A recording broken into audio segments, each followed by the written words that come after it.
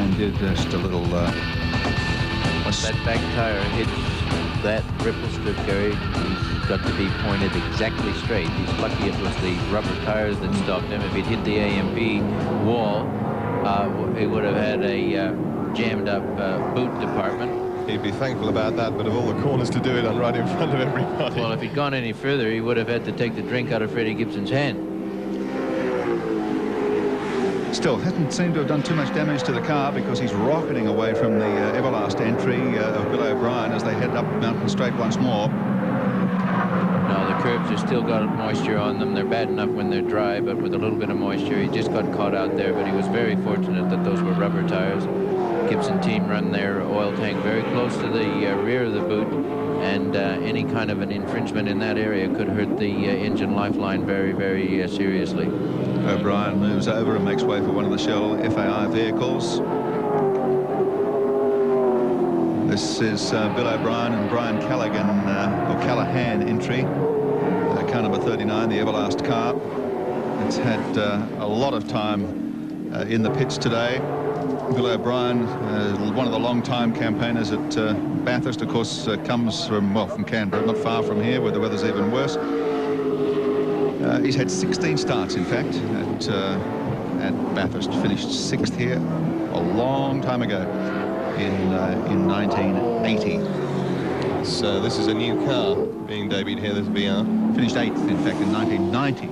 He finished 6th in qualifying, which is his best ever qualifying effort in 1980. The old 7-year-old VL finished 10th last year. The car's done the rounds, and so Bill O'Brien is his co-driver. But it's not Brian Callahan Sr., it's Brian Callahan Jr., keep in mind. They're planning to do a number of rounds of the Shell Australian Touring Car Championship next year. Well, that's a great idea, because there's no substitute for laps, and it's pretty difficult for anybody but the absolute top drivers to be able to come here, as Charlie O'Brien could well testify, just once a year. Yeah, it's true. I was just thinking about Bill O'Brien. I thought unfairly blamed for an accident a few years ago with Dick Johnson at the top of the hill. You know, competitors have got to be in the race, need the numbers, so we need everyone. Neil Crompton, he'd be having a ball at the moment at the wheel of this Commodore. Wayne Gardner entry, the Coke Commodore. He'd be very conscious of the fact that his team car went out and that they're carrying the responsibility of the team corporate relations. And conscious of the fact that in a similar position, although a later stage of the race last year, he got a little exuberant and cost them a couple of places. More than a couple. More than a couple. Yes, late under brakes into Cashel. Oh, he's not fooling around now. That when you see that left rear go up like that, that's a lot of weight transfer on the other side of the car. It doesn't get over there by with a Coke can. It gets there with Neil's verve. Oh, what's happened here? The Synovus car. Ken Douglas has had a spin in the dip. Crompton was lucky to avoid that tangle. There was another one involved as well. Oh! Boy, oh, that was the pack leader entry of Paul Romano that flashed by there and was lucky not to collect Ken Douglas. I've seen some saves in my life, but that was a pretty good one to have spun that around like that. We didn't see the beginning of it, but to get himself out of it, back on Conrad. I got to say this, if he'd been stationary, he probably would have been collected by the other car. The fact that it was in motion saved him. What he'll be saying right now, I hope Moffat wasn't watching that. Say it again. Neil Crompton comes across this incident in front of him. Well, certainly nothing to do with Neil. He just lucky to pull up. Both cars were lucky to pull up. Ken's lost it in the dip. Here it is on race cam, and that's one of the HRT cars, 05, I think. Yes, they both missed him, and that's a pretty tight part of the track. I'd say we're very lucky not to have another pileup. I'm thankful to see this one still running. Yeah, it was 05, and in fact, Neil Crompton and Peter Brock, two of the three fastest men on the track up to that point. Brocky, in fact, I think was quickest, but they both lost about 5 seconds as a result of that. Well, I don't know how Ken Douglas got out of shape, but he certainly got back into shape in spectacular fashion. He did do that. He recovered brilliantly, but I have to say he might be wanting to think about watching the brake bias. It's the driver's responsibility to turn more brake onto the front of the car as the gas load decreases, and he may just have forgotten to do that and a bit too much brake on the rear. He's gone into the dip. Car's unsettled. He's pressed the brake pedal to obviously slow the car down, and round he's gone. He's lucky that it's all in one piece, but couldn't happen either at a worse part of the circuit. And this was in the aftermath of it, as he was trying to get the car to rights, and Paul Romano flashed by. That could have been worse than what we saw in the opening laps on Conrad when the safety car was out. That was real luck. Ken Douglas can thank his lucky stars. Only 4 cars now are on the front-running lap in this race, with 75 laps completed. So we've not gone quite half distance yet. Those 4, Greg Murphy in car 1, Dick Johnson, car 17, Neil Crompton, car 7, Stephen Ellery in car 25 that he shares with Tony Longhurst. Now, Stephen Ellery, Charlie O'Brien, we've not even mentioned him or given him a rap, because Tony Longhurst did the very long stint at the start of the race, 3.5 hours. He's now got a big job to do to maintain the advantage that Tony Longhurst has built for this car. Well, he will, Gary, and Tony certainly is not backward in coming forth if you do something wrong, or if you're not fast enough. He'll be on the radio telling him to drive faster. Stephen's been training quite hard also with Tony, because these cars are pretty hard to drive, and after a couple of hours in them you get sore in the arms, so the more training you can do, the better you're going to go and the faster. So Stephen will be doing a great job. He did a great job at Sandown, and with that extra month of preparation, I'm sure he's on the pace now. Well, if they were to win this race, Stephen Ellery would certainly dazzle the cameras, because he's got a mouthful of pearly whites. Yes, and he'd have every right to be smiling, because they've put in a great effort to this point to be in 4th position with young Stephen at the wheel at the moment. Is Craig Lowndes worrying himself to death about his car? He should be back in the truck resting. It's Murphy's job to bring it back for him. Let's check the full grid, those that are surviving, and of course the tail enders will, when we get to them, will be out, you'll notice, but it's car number 1. Craig Lowndes, Greg Murphy are the race leaders. Dick Johnson, John Bowen, 2nd place in the 17 Shell FAI Falcon. Then Neil Crompton driving the 7 Coke car for Wayne Gardner in 3rd spot. Stephen Ellery behind the wheel of the 25 car, the Castrol Falcon of Tony Longhurst 4th. Peter Brock, 05 HRT in 5th position. 6th position, Russell Ingle, car 11, the Castrol Commodore.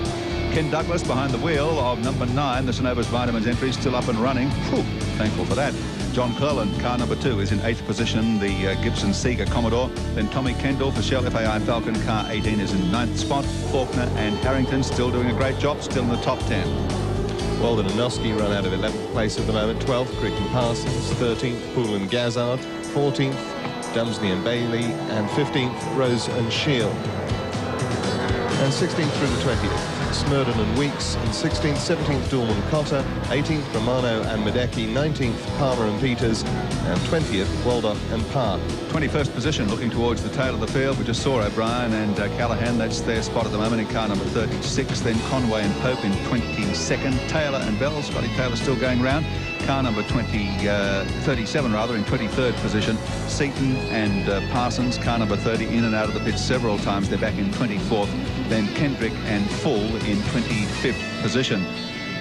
Ashby and Reed, well, are they up and running again? They were working on the car in their garage. I think it's still over there and stuck for the moment. Wilmington and Cedars in 27th. McLeod, their car is pretty much out of action, out of contention anyway. Same goes for Finnegan and McColl. Richards and Richards, of course, that car's been parked and is no longer competing in the event. Nor Alan Jones, whose car went up in flames. Nor Jones and Scott, who parked it up in the top of the mountain. Russell and Shaw exited in the rain. So did John Trimble and Larkham and McConville, likewise in the early stages of the great race, the AMP 1000. There's a lot more to come.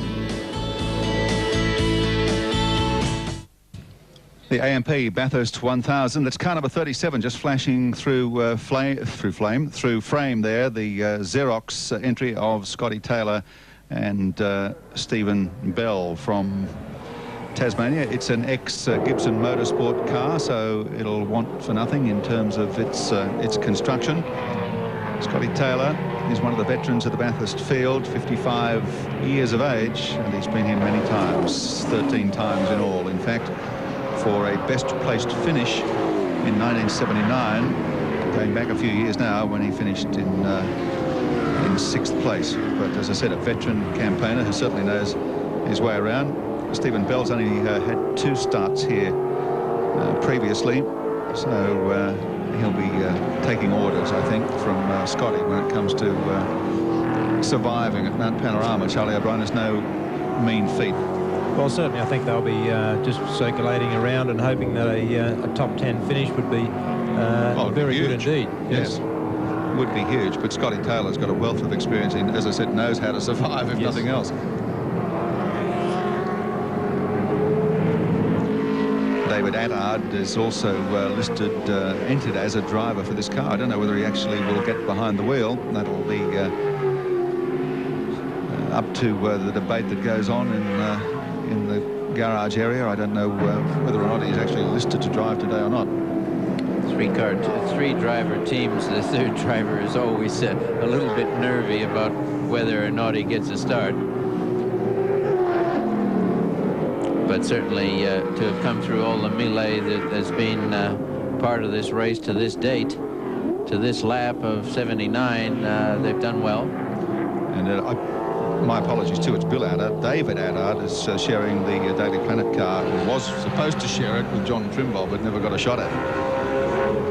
Car 44, the Fairfax Community Newspapers entry. This is Melrose and Terry Shield. Now, Terry Shield was a man who campaigned here for a long, long time, and it's good to see him back again in partnership with Melrose in this entry. This is the former Pinnacle Motorsport entry that finished 6th outright last year, driven by Tony Scott and John Cleland. John Cleland, that's right. Yeah. Actually, Terry Shield also was very fast in Mazda RX-7s back when Alan had a couple of little rotaries running around. I do recall his presence on many a corner. It's a smart move for a professional driver to buy a good car from the year before and put the funding that you can secure into something that is already a good package. A lot of fellows like to reinvent the wheel. They want to build their own engines. They want to build their own cars. They want to build their own teams. Naturally, from a personnel point of view, that's important. But it is wise to buy what is available off the rack occasionally. Terry Shield has had 2nd and 3rd placed finishes here before, and actually started in a I don't actually think he started the race, but was in a car. Closey. Oh. We just saw the better car up on the Ripple strip. And that's I hope he brought it back around again, but the right rear on that Faulkner car was definitely chasing. Neil Crompton in the pits. Here's Andy Raymond. And Gary, yet again, another very busy time in the pits, despite all the stoppages and pace cars. All the major teams pretty much have stuck to their game plan. Right in front of the Coca-Cola car, Team HRT are preparing for Craig Lowndes.